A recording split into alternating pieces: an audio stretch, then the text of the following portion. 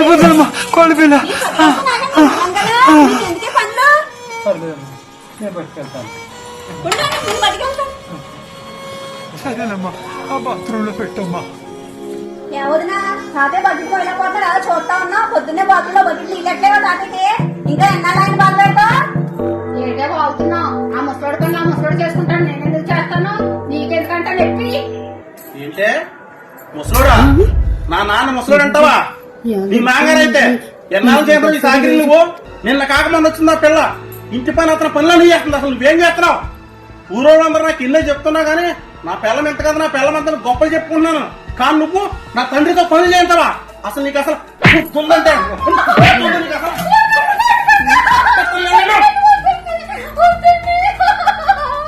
నిన్ను ఎలా కదా, నిన్ను చంపేస్తానా? నిన్ను ఉదయం ఎలా చంపేస్తాను? నిన్ను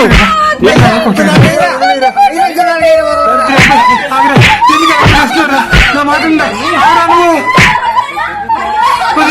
కొట్టకొస్తా. తీసుకెళ్తాను.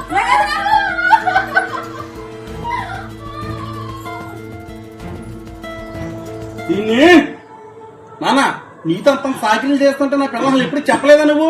దేని గురించి చెప్పలేదు? దానికి ఎందుకంత తెలిసిపోతున్నావు? నా కోడలు చాలా వేధిస్తోందిరా. కానీ ఈ విషయం నీతో చెప్తే నేను కల్చర్ రేపేట్ అవుతుందని చెప్పేసి ఆగిపోతున్నాను రా. ఇదే అదురుగా చేసుకుని నా కోడలను ఇంకా వేధిస్తోందిరా. నాన్న నీలో ఇంత బాధను దాచుకున్నావు.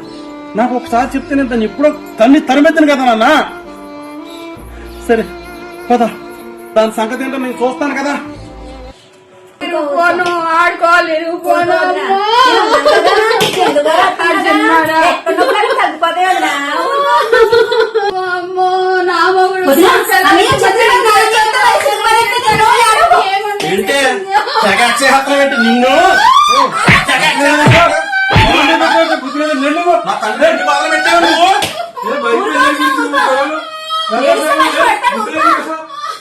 చెప్పెట్టింది అన్నయ్య. అమ్మా అమ్మా వాటర్ వదినా ఎనర్జీ వస్తుంది తాగితే. నా తమ్ముడు నేను కూర్చుంటా కొద్ది నుంచుంటా కొద్ది కొడితే తెలుసు నీకు. నా మొగుడేమో అమాయక మొగుడు, నేనేం కయ్యాలి వెళ్ళమంటారు ఊరోళ్ళు అందరని. ఇప్పుడు చూసావు కదా నా మొగుడే కయ్యాలి మొగుడని.